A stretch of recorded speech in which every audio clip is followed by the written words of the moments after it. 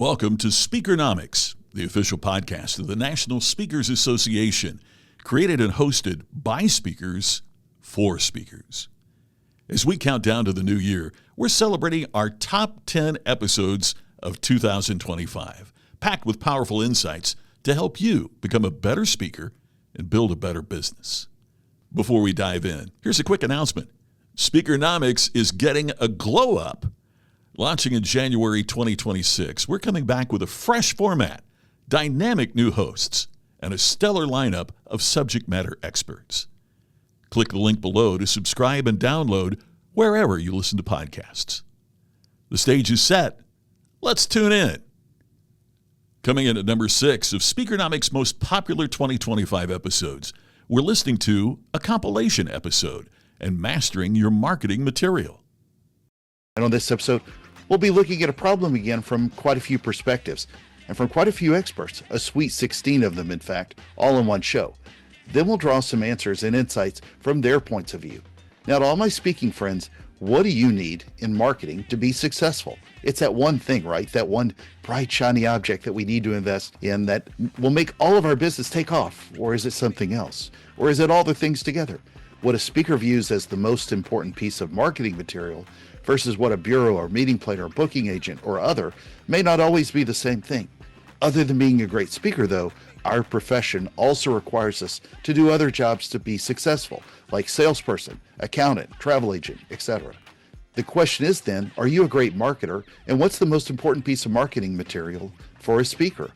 Let's dive in then with the perspectives of speakers, coaches, agents, meeting planners, booking agents, and bureaus, and those that have seen great marketing in the industry. Hopefully some of their insights will help you take a new look at what it takes to become a better marketer and a better speaker. Let me remind you too that if you're not following their voices on the audio version, then make sure to check out NSA's YouTube channel to watch the video version of the show there. The experts we're showcasing today, all 16 of them in order of appearance, include Emmy Award winner, CSP, and Hall of Fame speaker, Mark Scherenbrock, certified speaking professional, Karen McCullough, from Speakers Bureau Speak Inc., Tim Matthey, speaker, Denise Hamilton, president and co-founder of speaker agency Campus Speak, David Stolman, speaking coach and author of Book More Business, Make More Money Speaking, Lois Kramer, CSP Frank Kitchen, from the Speaker Exchange Agency Bureau, Dia Star Rank, speaker trainer and keynote director, Mike Ganino, from Speaker Management Company, Michelle Joyce Speakers, Michelle Joyce, speaker Dennis Hsu, Deja Urbanovich, the founder behind Bureau and Event Services Company, Speechless, CSP and former Speakernomics host, Tom Singer, C Agency speaker, manager, and author of Become a Bookable Speaker, Krista Haberstock, from Speaker Video and Brand Building Company, Video Narrative, Chris West, and closing us out is certified meeting professional and senior manager of meetings and events for Destination South, Shannon Jones. And before we jump in, make sure to go to Speakernomics.com. That's where you can find the tips, insights, and knowledge to help you become a better speaker, build a better business, and get paid to speak. Now, let's learn from some special people, and then I'll see you on the other side with some key takeaways. Mark, what has been the most important piece of marketing for your speaking business? Great marketing. 2 answers for you. Number 1, spend some time with Ross Bernstein. Ross Bernstein is the greatest speaker at NSA in finding clients. The guy is just incredible. He's the real deal. He's talented, but man, nobody is able to find prospects and turn them into clients better than Ross. So Ross he's the unicorn. For me, just the opposite. I'm not a unicorn. My belief is this, because yes, we have a website. Yes, our demo is okay. Yes, we do all the right things, kind of, sort of. I'm not huge into social media. I have 7 followers, I think. Not 1,000, just really 7. Our belief, Susie and I, who runs our business, my wife, our belief has always been there's someone in every audience that will bring you to the next audience. And if I do a stellar job on stage, my very best to connect with the audience, give them a message they'll remember, give them a hook that can help them, nice bike, that is going to lead to my next engagement. I just had a conference call yesterday with a client preparing for an engagement coming up in 2 weeks. I had another call right before you and I spoke, Shark, with a client coming up in May. Both the engagements, how'd you hear about me? I heard you speak at so-and-so. I heard you speak at, both of them had people in the room that said, you know, we got to bring this guy in, the nice bike guy. So number one, every audience has somebody that's going to bring you to the next show. And number two, to have a memorable hook, like Shark, like Nice Bike, because people are not going to remember your name, but they will remember something that you said that resonates with them, that applies to their life, that they use, that's going to have them refer you. That's my marketing advice. Karen, to you, what is the most important piece of marketing that a speaker can have for their speaking business? I'm going to say your website. I am a website 100%. I started by speaking before websites came into place. It was when we had to do, we had to mail things out to people, and we actually printed them. And I think I had 1,000 one-pagers. So I was pretty excited when the website came out, you know, and we had that World Wide Web. So for me, that was when you got the Voices of Experience tapes in the mail, right? That was when we got them in the mail. That's right. And there were little tapes, and I would walk Memorial Park listening to Patricia Fripp. So when this all happened, I got excited because I have a branding background, and it was a way for us to show more, to be more, and to get it out there to more. So I feel like your website is your calling card. I'm doing a lot of coaching right now, helping not beginner speakers, but people that are on the journey. And people say, okay, it's got to be your speaker reel, but sometimes your reel isn't great. But your website can be. It can show who you are. It can show your brand. It can show all of your energy and your ideas and your perspective, if you put your perspective on the About page. And I feel like it can house video. And when you get that video that you love and you're sending it out, guess where it's going to sit? It's going to sit on your website. So for me, it's the website. Tim, in your eyes, what is the most important piece of marketing that can help you help a speaker wherever, you know, get booked for a gig? Sure. For me, and if I had 100 make-believe dollars to do marketing, especially marketing to speaker bureaus, I'd put 99 of those dollars into my demo reel. That's to me the main thing. I think website and social media has become more important, but still, meeting professionals and bureaus, they want to see that demo reel. And I know sometimes it's hard to make, it's hard to create, but that's it. That's to me the key of, any type of marketing piece as far as for a speaker. Denise, what is the most important piece of marketing? And we hear so many different things: website, demo reel, got to have your business cards, got to be 30 other things.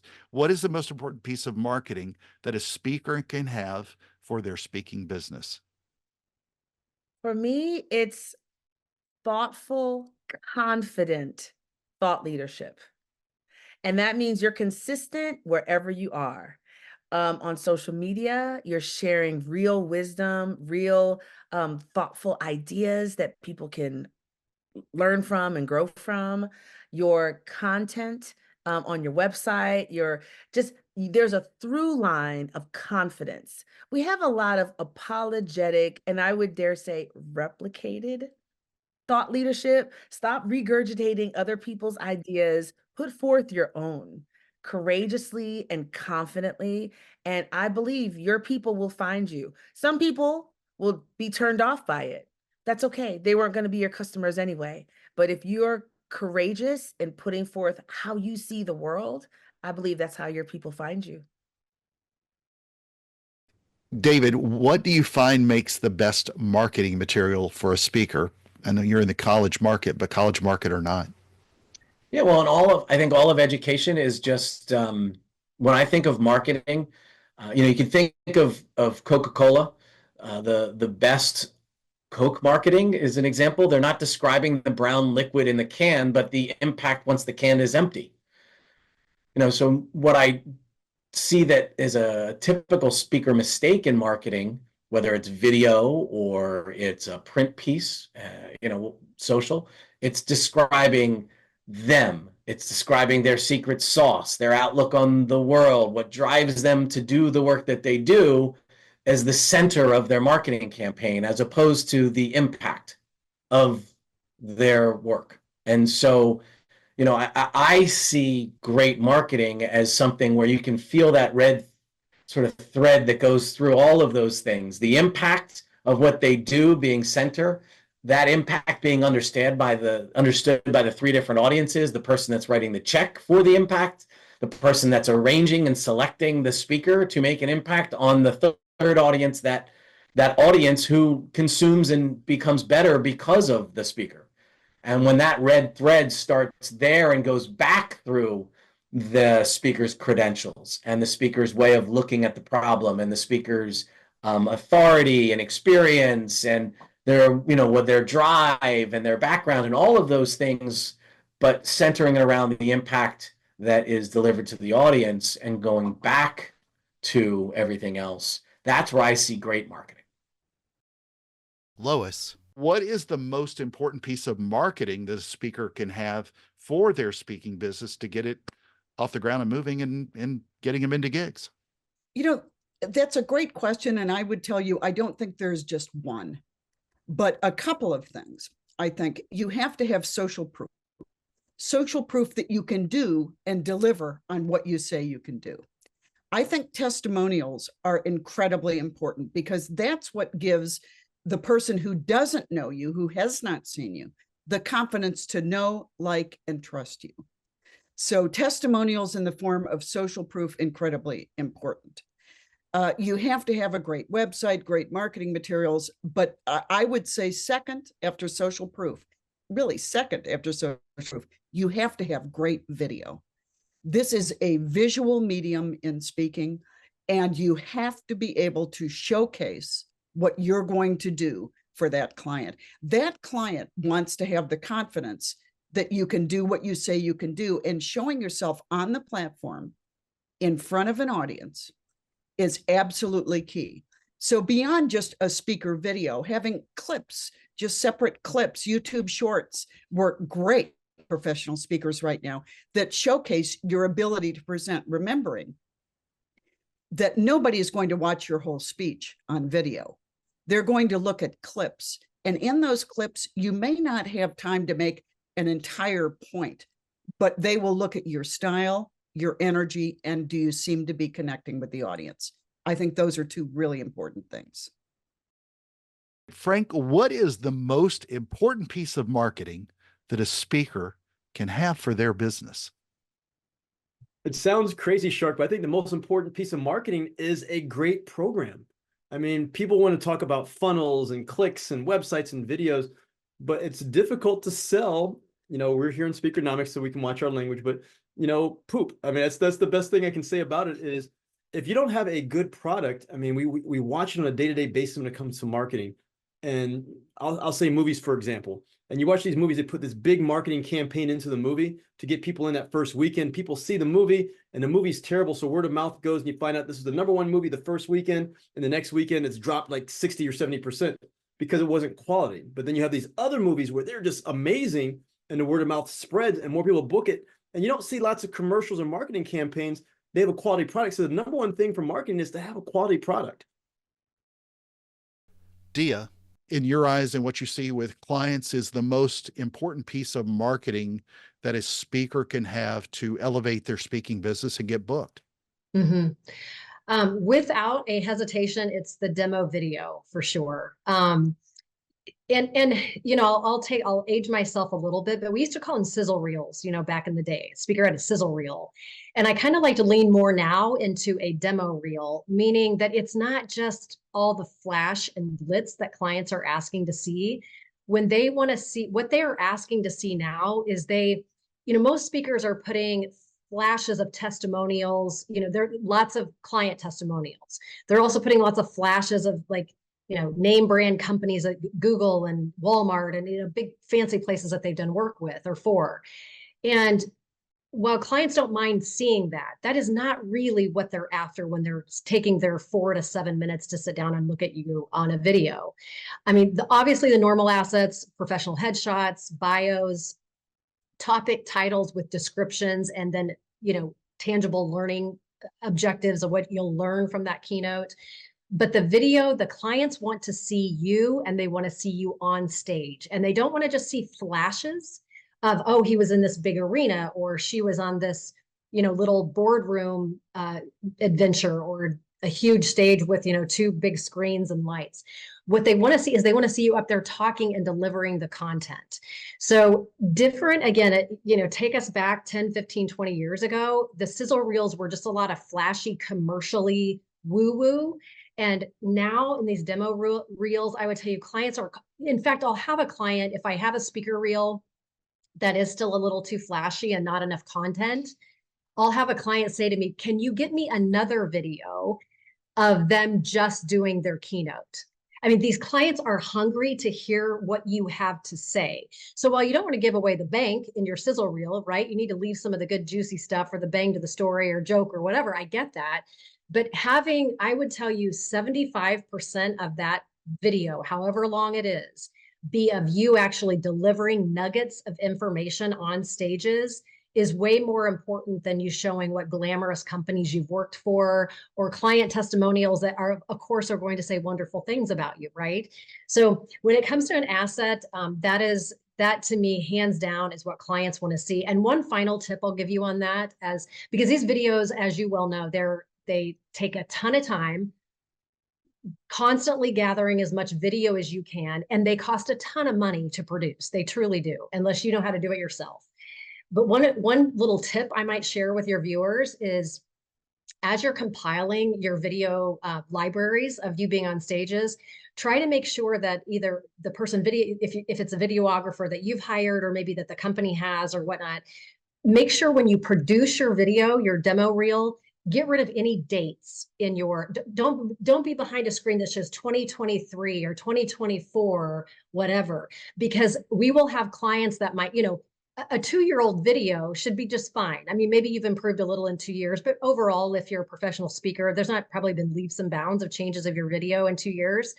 But I'll tell you what, if a client sees that video was from 2022, they might ask me, well, do they have something more current? And I'm like, oh my gosh, it's so hard to do that. So just a fun tip as you're producing these videos, just be mindful of keeping out dates behind you, and don't mention the C word of COVID anymore, because again, that stamp dates the video. Yeah. So few tips for fun. No, and that's a great one, because I've done the same thing in a previous video of mine where in the YouTube or the Vimeo video, don't name it with the year, like 2022, to that example demo reel. So yeah. Absolutely. So, but hands down, these videos are, and I think it's hard to be a speaker because these are all assets. Without them, I really don't care how great of a speaker you are. From a bureau perspective, without these assets, we cannot sell you. We just can't. I can't tell a client, oh my goodness, he's amazing. I've seen him in person. They have to see something. So, and also having in your hip pocket, in addition to the sizzle or to the demo reel, I would have a few 10 or 15-minute clips of you actually delivering programs that are easy to pass on to a bureau if needed. Because again, clients do ask for that when they're making a decision to hire you. Mike, what is it to you that is the most important piece of marketing that a speaker can have for their speaking business? I really struggle with what is the most important piece of marketing, because I have I'm going to say two things. I have to. Okay. Obviously a video. I think we're going to hear video from everybody. A video, a video that's good, by the way, not just any video, but a video that does what it needs to do. Hands down, I don't think you're going to find anyone argue. The other thing that maybe is more subversive, I don't know if it's subversive, but it's not something you hear a lot, are relationships. I think you can get really far without a video with the right relationships. Somebody who has the right connections, who saw you here, who introduces you and says, oh no, hire this one because they're so good. I know they don't have a video, but they're so good. So I think relationships are why, when I look at the people who are getting booked and booked and booked again, when I look at my clients who are booked and busy, it is almost always because they have deep relationships and they're really good at building them when they're on the road. They're calling people, checking in with them. And it's not like sleazy networking of hey, can you get me in the door? It's just true, honest relationships. Right. And I think a video is great. You got to have it. But I think that the relationship is even more important. Well, and we were talking about this yesterday. Our mutual friend, Brian Fanzo, I credit him with writing a blog 100 years ago about great speaker websites, and yours was in there. What's your viewpoint with websites? I think websites as well, it's a little bit, it's all decoration, right? It's all Yeah. value. So if you're going to call someone and say, hey, I am worth X amount of dollars, they're going to look for clues of that. How did you communicate? What was your space like? None of it alone means anything, but all of it together says a lot. So your website, the clarity on your website of what you do, how you do it, your viewpoint, what the audience needs, the colors, the branding, the logo, the photos, all of it is a signal.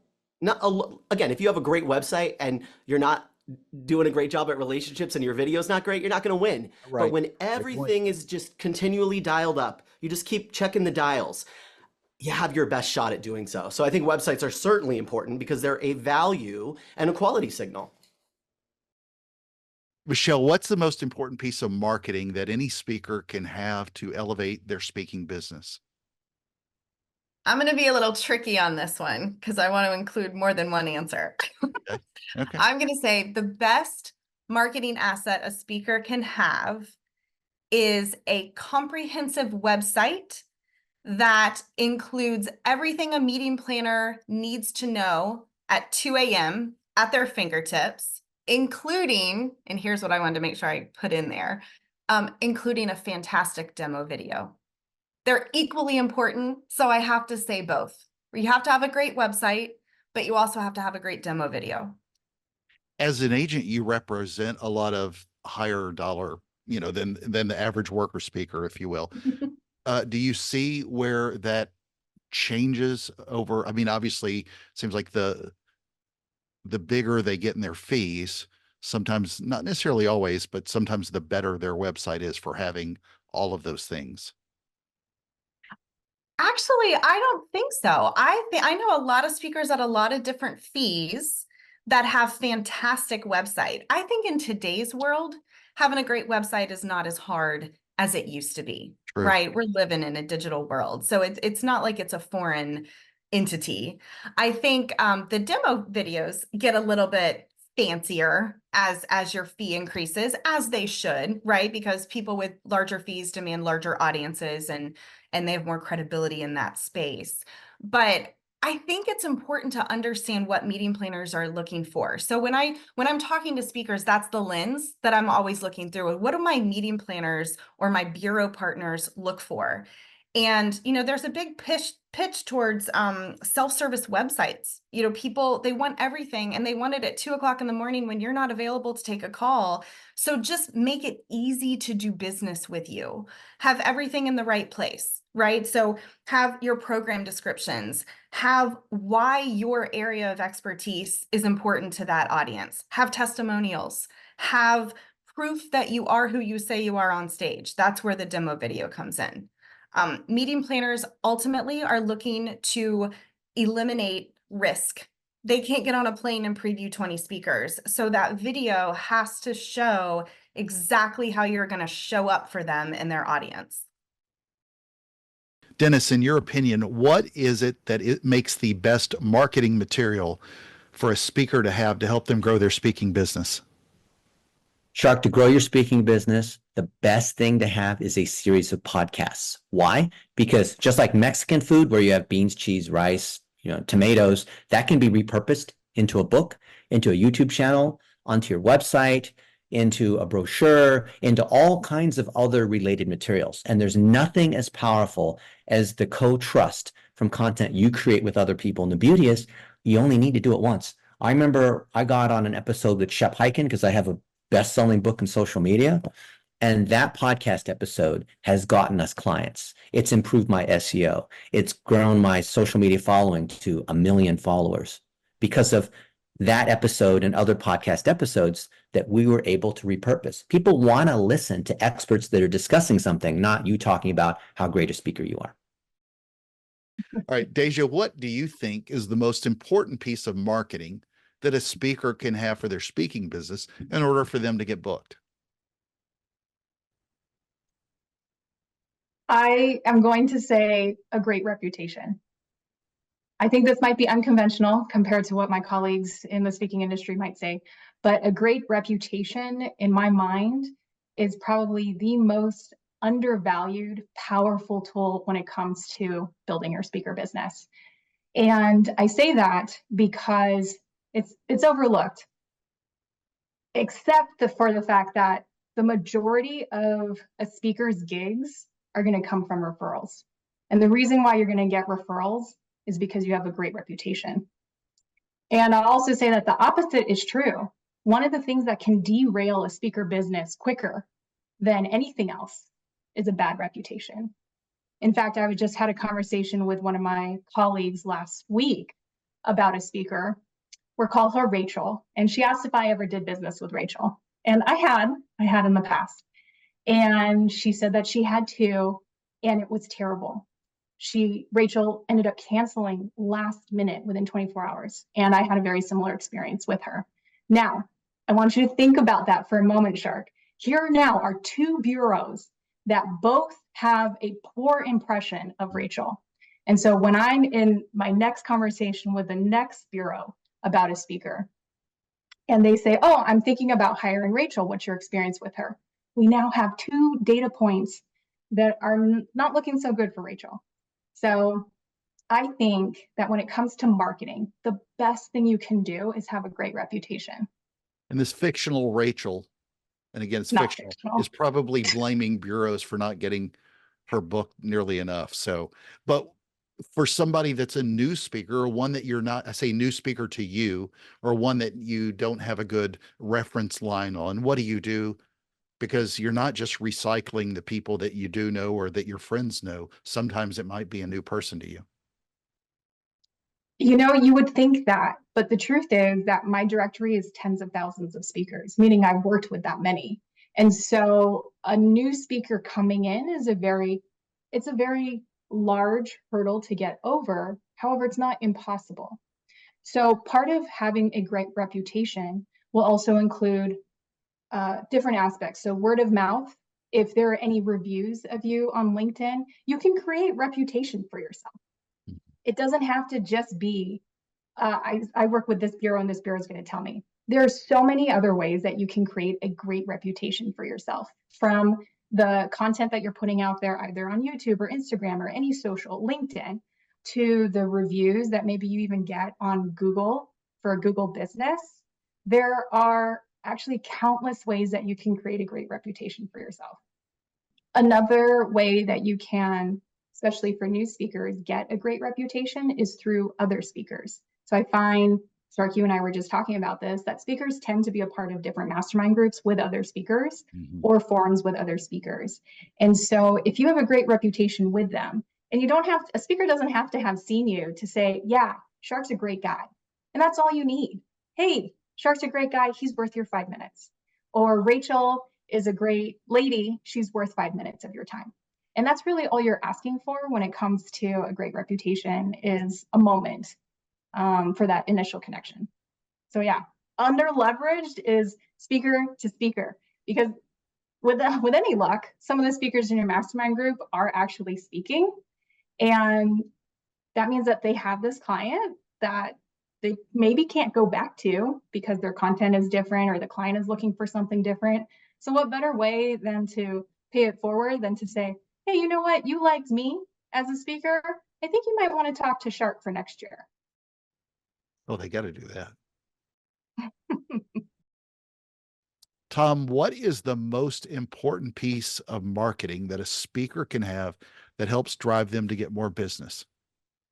Beyond the website and the video, I think the one thing that is the secret weapon to all speakers is how many speaker friends do you have? I think when you get around other people who are working in this business, who are actually having clients, delivering speeches, you learn how to do the sales, you learn how to do the marketing, you learn how to be better on stage, because when you get around people who are doing it, success leaves clues. Krista, in your opinion, what do you think is the best marketing material for a speaker? 41% was the number for a long time of meeting professionals who say that video or a speaking reel is their number one tool in choosing a speaker. So I'm going to go with the math. The speaking reel is the #1 tool. There was a time, gosh, there was a time when I thought websites were going away, like at the dawn of social media, like the mid 2000s, I thought, oh, it's just going to be social media. No one's going to need a website. Well, here we are. Websites are still super important. It's your home. It's your portal of delivering all of the good stuff to people. So I would say that. So obviously your video, your website. I will get pushback on this, so I'm going to say it, but I don't really know why a person needs a one sheet. But gosh, like there are people who love the old one sheet. So I don't mind to make one, but at the same time, it feels very antiquated. But then again, some people do love it. And again, your fee is part of your marketing. So if your fee does not match your the quality of your brand, then there's a mismatch. If your fee doesn't match the quality of your brand, there's a mismatch in your offering. That's going to create some white noise, right? It'll create some static. So let's say that your brand is super high level and your video has you on large stages and your website shows that you speak with like the Fortune 200 companies, and your fee is, $5,000. People go, well, what's wrong with him? Or what's wrong with her? And the opposite is definitely true as well. If you're just small market stages and you have testimonials from regional rotaries and, like there's not a lot of credibility there. It doesn't look like you've been speaking for a long time and your fee is 15,000. That's a mismatch. And they're going to say, well, what's wrong with them? Same thing. So that's a really, really big one as far as marketing materials that I think people overlook. Chris, what is the most important piece of marketing that a speaker can ever have for their speaking business? Well, I will tell you it's an interesting answer simply because I run a video production company, but I do believe it is your keynote. If you have a phenomenal keynote, one that blows people away, it is the #1 marketing tool because it constantly gets you to 2 to 3 more engagements every single time. However, second to it is your speaker reel. People make more decisions based on the speaker reel than any other factor in a speaking brand. Or a video of your keynote. I don't know. I find that I watch a lot of videos and a lot of keynotes, and in person, the power, it's hard to convey that. And that's why the right music is the right tone with the right speech. When you watch a video of a keynote, it never has the power of, as you have in the room. And so the secret is, if you are to make a full length version of your keynote, you want to put a little music at the right moments to actually create that same energy that you have in a room when there's 500 people watching. Whether it's website, demo reel, PDFs, content, what do you find, or if it's all the things or social media and then some, what do you find is the most important piece of marketing that a speaker should have to help grow their speaking business and help them, get selected? Yeah, I think from a content perspective, I always look for videos. I look to feel kind of, if I'm watching this person, what am I going to see? I will be honest, I am a relationship-based person. So for me, a lot of the speakers that I have booked and the recommendations that I give are based on either business or personal relationships that I have had. And I know that my recommendation to either a client or a fellow colleague is not going to fall short, because nobody likes to recommend something that they can't put their own stamp on, right? So I really think word of mouth and relationship building is extremely important. But from a content perspective, if I don't know the person and it's just been a name that's been thrown at me, I will go and watch videos, check out the website, sometimes request a call with somebody if I, feel passionate about their video, their topic, but still maybe have a couple questions or a couple hesitations. I would love to talk to that person face to face. How often do you think it's a cold introduction to someone versus someone or was referred to you? 50% of the time? I would say I'm probably more in line with like 75% of people who either I or my client has seen in person or knows. I've definitely helped my clients book speakers that they have seen, that they have been recommended, because it already has their stamp of approval. So I would say it's probably heavier on the relationship side than the content side. Let's do a quick recap then based on their expert marketing advice. Number one, no shocker here, but the demo reel is mentioned most often as the most essential marketing tool. Regardless of the angle of the point of view, people want to see you in action, delivering value on stage. But websites were a close second. Put your video there. And I especially like to mention a podcast because it gives you a chance to build your framework and philosophy, but also let you repurpose a lot of content as well. Number two, relationships and reputation drive bookings. What a great reminder that strong positive reputation fuels word of mouth referrals, while a bad one spreads just as fast, killing opportunities. Speakers who build authentic, lasting connections thrive. Number three, it's not one thing, it's all the things. That marketing has to focus on them and not just you or your ego. There are always plenty of channels, whether it's a website, video, or social content. The focus should be on the transformation you create for event planners, decision makers, and attendees alike. Two more quick considerations. Number four, it's not one channel, but all the channels that tell a story that work together that should be consistent and authentic to tell your story. When you step your marketing game up, then it always seems that a rising tide lifts all boats and not just one. Number five, you've got to have a great speech, or else the rest is just packaging.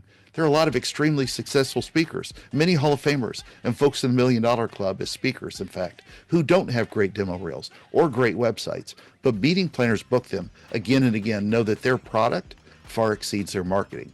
Friends, make sure to join us at Speakernomics.com and let your voice be heard. I'm Kenneth Kinney, your host of the National Speakers Association's podcast, Speakernomics, and this has been another fantastic episode of the show. Thank you for the privilege of your time, and remember, Speakernomics is a podcast where you'll learn to speak, get paid, repeat.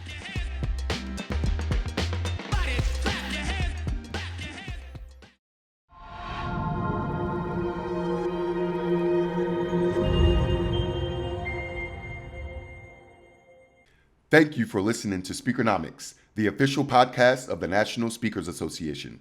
Interested in taking your speaking career to the next level? If you'd like more information on becoming a member of the National Speakers Association, just click the link in the description below. And don't miss your chance to attend NSA's Thrive Conference in New Orleans this February 2026.